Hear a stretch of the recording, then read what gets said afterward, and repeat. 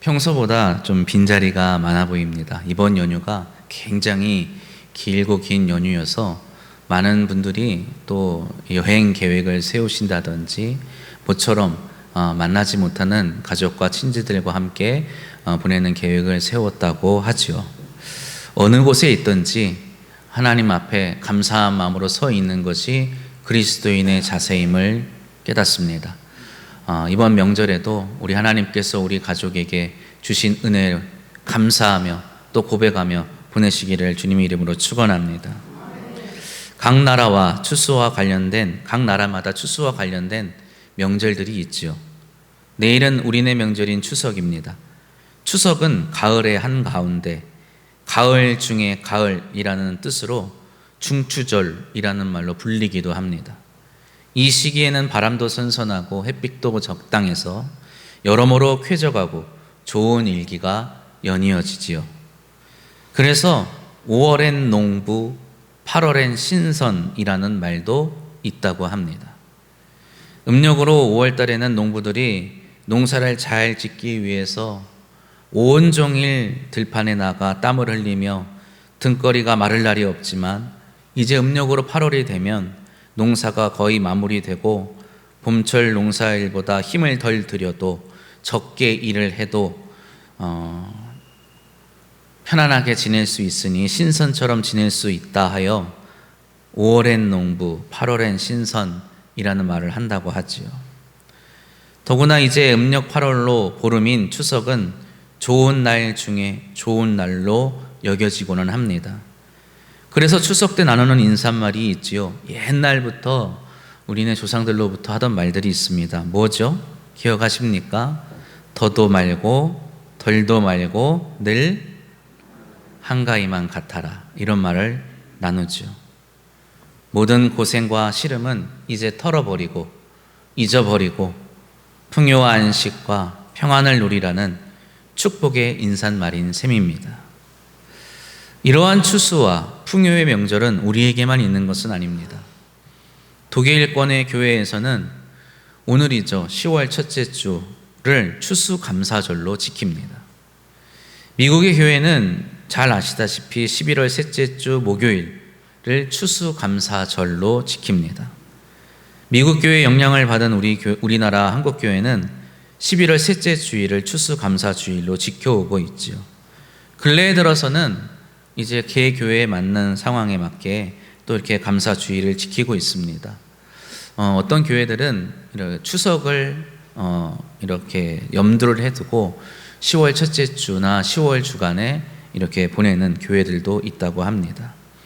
오늘은 비록 추수감사주일은 아니지만 풍성한 수확을 기뻐하며 온 가족이 함께 화목하게 보내는 추석을 맞이해서 하나님께 감사하는 예배의 자리가 되기를 바랍니다.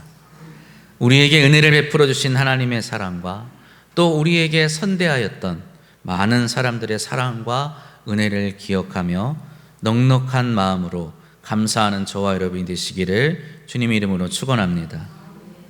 오늘 우리가 함께 봉독한 본문 말씀은 이스라엘의 명절인 초막절에 관한 이야기를 담고 있습니다. 이스라엘의 3대 명절 중에 세 번째로 드려지는 이 명절은 모든 추수가 끝나는 가을의 중턱에 지켜지는 명절이었습니다. 이 명절의 시작을 하나님께서 오늘 말씀을 통해서 명령하시는데, 자신들의 수고로 풍성한 수확을 이룬 후에 이스라엘 백성들이 가장 먼저 해야 하는 것이 무엇이냐?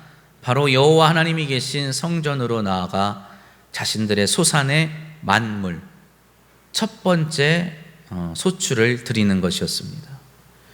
이것은 여호와 하나님을 경외하며 살아가는 모든 사람들의 추수감사 혹은 감사의 시초가 되는 행위였습니다. 각 나라마다 시기는 다르고 방법에는 차이가 있습니다만, 이를 통해서 우리의 신앙을 확인하고 은혜를 고백하는 것이겠지요. 신학자인 폰 라트라는 분은 오늘 본문 가운데 5절부터 9절에 나와 있는 하나님의 백성이 혹은 그리스도인이 하나님 앞에 나아가 고백해야 하는 이 내용을 가지고 하나님이 우리에게 이루어내신 구원사의 요약이며 여호와 하나님을 향한 우리 신앙인의 신앙 고백, 고백이라고 말을 하였습니다. 수확의 기쁨을 한참 누리는 와중에 여호와 하나님 앞에 나와 예배드리는 그들의 고백 가운데 참된 신앙이 드러나게 된다는 것이죠. 오늘 말씀을 통하여 우리가 맞이하고 보내는 이 추석 명절에 하나님을 향한 참된 신앙이 드러나고 바로 세워지기를 축복합니다.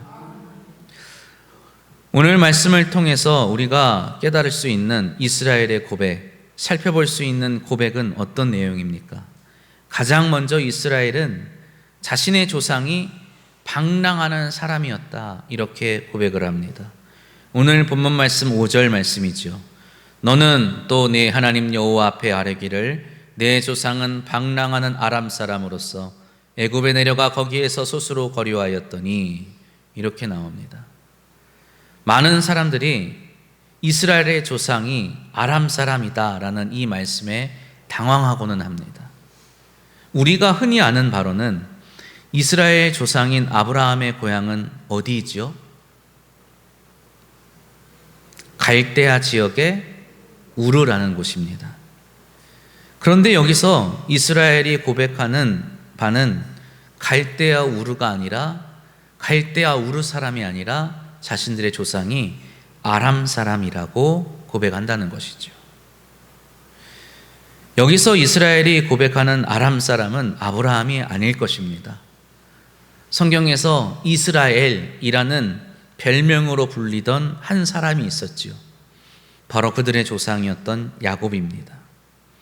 야곱은 그의 형제 에서와의 다툼으로 인해서 고향인 가나안을 떠나 외숙인 라반이 있는 밧단 아람이라는 지역으로 떠나게 됩니다.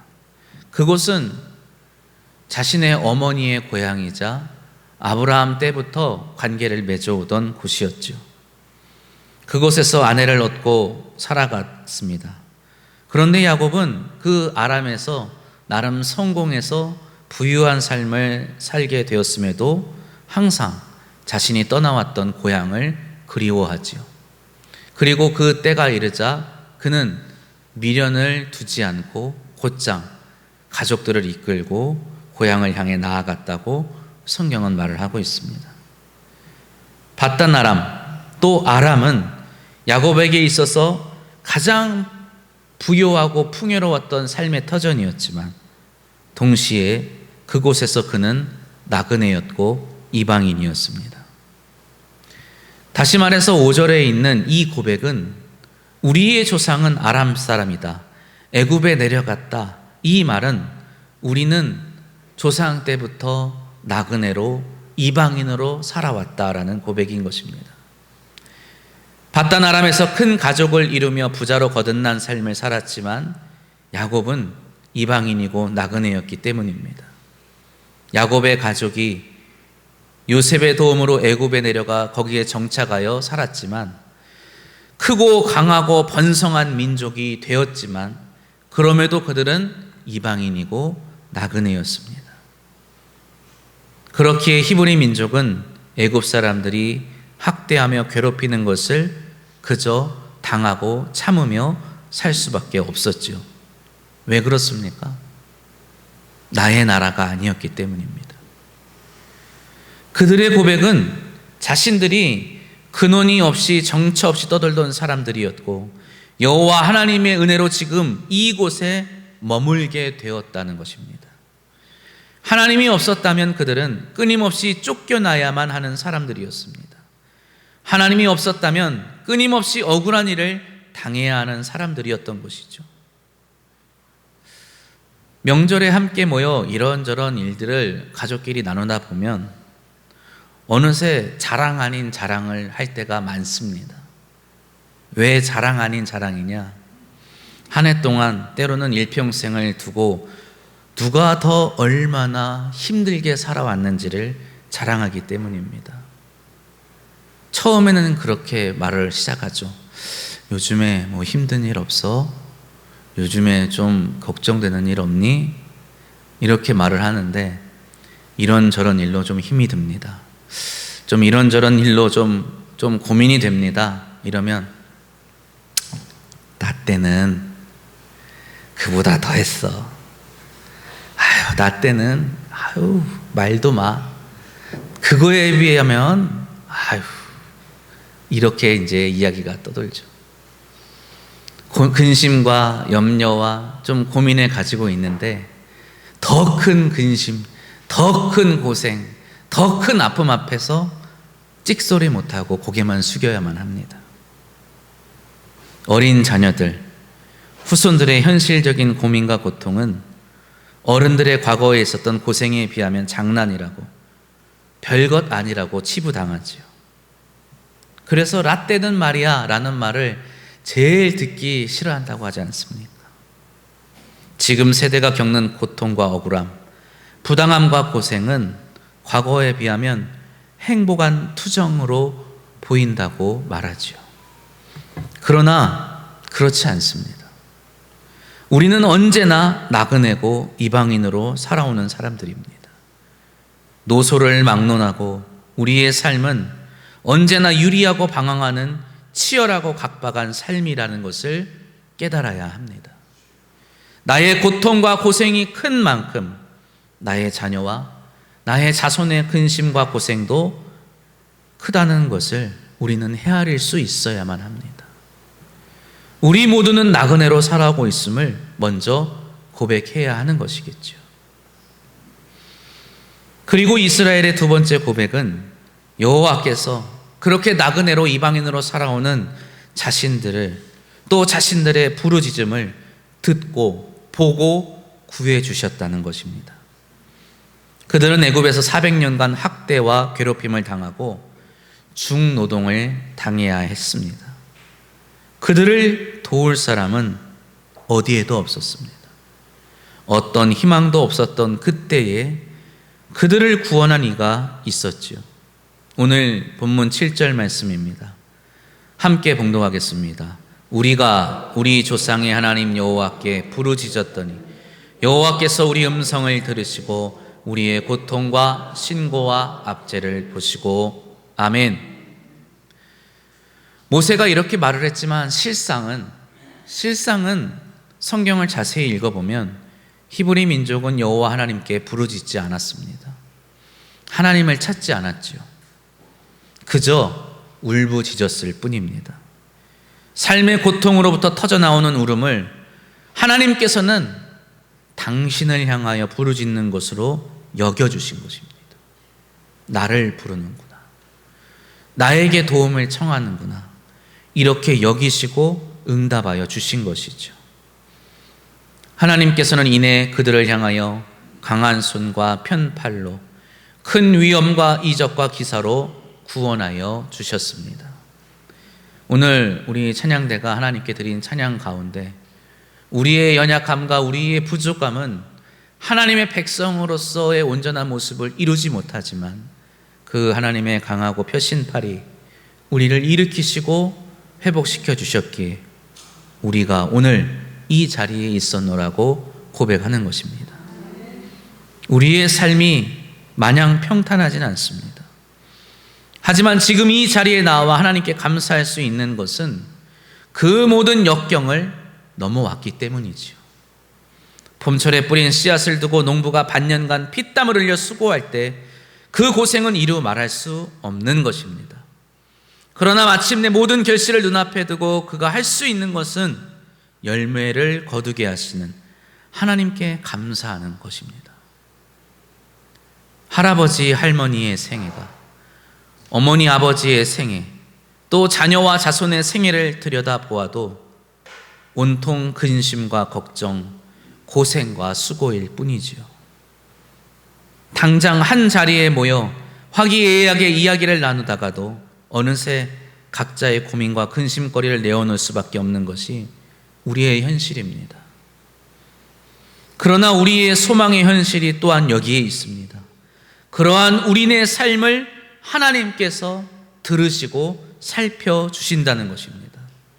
우리가 비록 하나님을 향하여 부르짖지 않는다 하더라도 그저 힘들다, 못 견디겠다, 너무 벅차다, 그래서 혼자 되뇌이고 혼자 삭히고 혼자 울음을 터뜨려도 하나님은 그것을 당신을 향한 목소리라 여기시고 응답하여 주신다는 것이죠.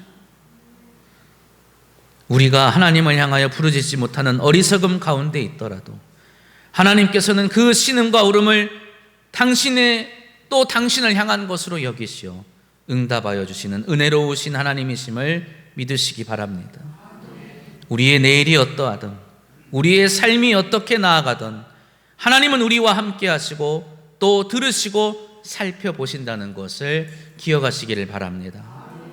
마지막으로 이스라엘의 고백은 여호와 하나님께서 자신들을 구원하셔서 이 젖과 꿀이 흐르는 가나안 땅에 거하게 하셨다라고 하죠. 그런데 여기서 그들의 고백을 잘 살펴보면 이 표현이 얼마나 특이한 것인지를 알 수 있습니다. 8절로 9절 말씀, 여호와께서 강한 손과 편팔과 큰 위엄과 이적과 기사로 우리를 애굽에서 인도하여 내시고 이곳으로 인도하사 이 땅 곧 젖과 꿀이 흐르는 땅을 주셨나이다. 많은 나라의 많은 사람들이 자신들을 섬기는 신에게 제사를 드립니다. 뭐라고 제사를 드립니까? 왜 제사를 드리죠? 자신들의 땅에 복을 내려달라고 구하는 것입니다. 자신들의 가정에, 자신들의 기업에 복을 주시라고 그렇게 제사를 드리는 것이겠죠. 우리 믿는 사람들도 하나님께 기도드릴 때 우리의 생업에 복을 주시라고, 우리의 가정에 복을 주시라고, 우리 교회에 복을 주시라고 기도합니다. 그러나 이스라엘의 고백을 보십시오. 그리고 그들의 하나님, 우리의 하나님 여호와 하나님을 한번 보시기 바랍니다. 하나님은 땅의 복을 주시는 분이 아닙니다. 하나님은 우리의 기업에 복을 주시는 분이 아니시죠. 우리에게 복된 땅을 주시는 분이십니다. 우리의 가정에 복을 주시는 것이 아니라 우리에게 이 복된 가정을 주신 분이십니다. 우리 교회와 함께 하시는 분이 아니라 우리를 교회로 만들어 주신 분이십니다. 비슷한 말처럼 들릴지 몰라도 전혀 다른 이야기입니다. 전혀 다른 고백이죠. 땅에 복을 주는 것은 내가 가진 땅에, 내가 한 수고에 은혜를 베풀어 주시는 것이겠지만, 땅을 주신다는 것은 아무것도 가진 것이 없는 나에게 전적으로 부어주시는 은혜를 고백하는 것입니다. 우리가 여기서 주목해야 할 표현이 하나 있는데, 이 고백들과 함께 하나님께 드려지는 것이 토지의 모든 소산의 만물, 처음 물건이라는 뜻입니다. 오늘 본문 2절에도 보면 내 하나님 여호와께서 내게 주신 땅에서 그 토지의 모든 소산의 만물을 거둔 후에 그것을 가져다가 광주리에 담고 내 하나님 여호와께서 그의 이름을 두시려고 택하신 곳으로 그것을 가지고 가라 하십니다. 4절에는 제사장이 그것을 광주리에 받아서 내 하나님 여호와의 제단 앞에 놓아야 한다 하고, 10절에는 이제 고백하죠. 여호와여, 이제 내가 주께서 주신 토지 소산의 만물을 가져왔나이다. 이렇게 고백해야 한다고 말을 합니다. 성경이 끊임없이 소산의 만물을 말하는데, 이 만물이라는 단어는 히브리어로 레시트라는 단어입니다. 레시트라는 단어는 잘 들어보지 못한 것 같아 보여도 잘 알고 있는 말씀이죠. 창세기 1장 1절에는 히브리어로 브레시트 이렇게 시작합니다. 태초에, 처음에. 레시트, 만물이라는 단어는 첫 번째, 처음이라는 단어입니다. 이스라엘 백성이 애굽을 나와 광야를 방황한 후에 젖과 꿀이 흐르는 땅에 들어가서 얻을 수 있었던 처음 열매, 첫 번째 열매, 그것은 그들의 수고와 고생과 땀과 피가 이루어낸 것이 아니라는 것입니다. 태초에 천지를 창조하셔서 빛과 어둠을 나누시고 바다와 땅을 나누시고 그 안에 충만한 것을 채우셨던 하나님, 그 하나님의 창조의 사역에 버금가는 능력으로 우리를 위해서 만드시고 우리를 위해서 거저주신 은혜라는 것을 의미하는 겁니다. 사랑하는 성도 여러분, 나의 처음, 나의 태초를 기억해 보시기를 바랍니다. 나의 처음에, 나의 첫날에 나는 얼마나 위대한 사람이었습니까? 나는 얼마나 부요한 사람이었습니까? 그렇지 않겠죠. 저는 가끔 아내랑 제가 처음 신학생이 되었을 때, 제가 처음 목회를 할 때 이야기를 하곤 합니다. 처음 목회를 할 때 사택을 들어갔는데 방이 이렇게 U자로 되어 있더라고요. 우리가 흔히 하는 말은 구들장이 다 뭉개져가지고 바닥이 이렇게 움푹 패여 들어가 있습니다. 그리고 이제 아내를 만나서 결혼하게 돼서 처음 살게 된 곳이 좀 부끄럽지만 그 컨테이너 박스였습니다. 정말 보잘것없는 형편이었죠. 제가 이렇게 말씀을 드리면 또 우리 성도님들은 뭐라고 말씀하실 것 같아요? 나 때는 더 했어. 그러시지 않겠어요? 그 말은 무슨 말입니까? 우리의 처음은, 우리의 태초는 정말 어디 내놓기 부끄러울 만한 보잘것없는 것이었다는 것이죠. 사람이 적신으로 왔다가 적신으로 돌아간다는 말이 있듯 우리는 제 아무리 위대한 사람이라 하더라도 보잘것없는 인생으로 시작할 수밖에 없습니다. 그러나 그러한 우리 인생을 향하여 복 주시는 분이 있지요. 은혜를 그저 베풀어 주시는 분이 있습니다. 오늘 본문에서 모세는 끊임없이 우리에게 말을 합니다. 이 한 단어가 계속해서 반복이 되죠. 내 하나님 여호와께서 내게 주셨다. 너의 하나님 여호와께서 너에게 주셨다. 우리가 가지고 누리는 것이 여호와 하나님이 주신 것이라는 바른 인식, 그로 인해 오는 감사가 있어야 하는 이유, 그것은 다름 아닌 우리의 하나님, 나의 하나님 여호와께서 이 모든 것을 가장 처음부터, 태초부터 나에게, 우리에게 주셨기 때문입니다. 우리는 우리의 나그네였음을 고백할 수 있어야 합니다. 우리 자녀의 나그네 인생을 인정해야만 합니다. 내가 물려주고 내가 도와준다 하여도 그들의 인생은 나그네요, 이방인이요, 서름과 억울함을 견뎌내야 하는 삶이라는 것을 인정할 수 있어야 합니다. 끊임없는 고생이 그들의 인생에 걸쳐져 있을 것입니다. 그러나 하나님께서 우리를 향하여 들으시고 보셨듯이 우리의 자녀와 자손을 향하여 들으시고 살펴보실 줄 믿으시기 바랍니다. 그리고 처음에 이 세상을 창조하시고 땅과 그 위에 있는 것들을 아담과 하와에게 선물로 주셨듯이 우리에게 거할 땅과 거둘 소출을 주실 하나님을 신뢰하시기를 바랍니다. 우리에게 복 주시는 분은 하나님이심을 믿음으로 고백하는 저와 여러분 되시기를 바랍니다. 바라건대 이번 추석 명절에 온 가족이 모여서 여호와 하나님을 향한 이러한 진실한 고백을 나누시기를 권합니다. 우리의 연약하고 부족했던 과거를 숨기지 마시기 바랍니다. 아직 영글지 못한 나의 자녀, 나의 자손의 삶을 향하여 못마땅해 하지 마시기 바랍니다. 저들의 미숙함이 우리의 모습이었음을 기억해야 합니다. 미숙한 우리를 들으시고 살펴보셔서 은혜 베풀어 주시고 복을 주셔서 지금 이 자리, 풍요의 자리에 있게 하신 하나님을 감사한 마음으로 고백하시기를 바랍니다. 내게 주신 모든 복으로 말미암아 하나님을 향하여 감사하는 저와 여러분 되기를 바랍니다. 또한 내게 복 주신 나의 하나님 여호와께서 기꺼이 나의 사랑하는 가족들의 하나님 여호와가 되셔서 저들에게 은혜의 만물, 복된 땅을 주셔서 미숙한 삶이 완숙한 삶이 되도록, 절망스러운 삶이 기쁨이 넘치는 삶이 되도록 나아가게 하실 것이라고 고백하시고 축복하시기를 바랍니다. 사랑하는 가족에게 축복의 말을 전하고 함께 감사하는 명절을 잘 보내시기를 바랍니다. 이번 명절에 가족들에게 건네줄 덕담, 더도 말고 덜도 말고 한가위만 같아라, 이것 말고 또 하나 한번 배워보도록 하겠습니다.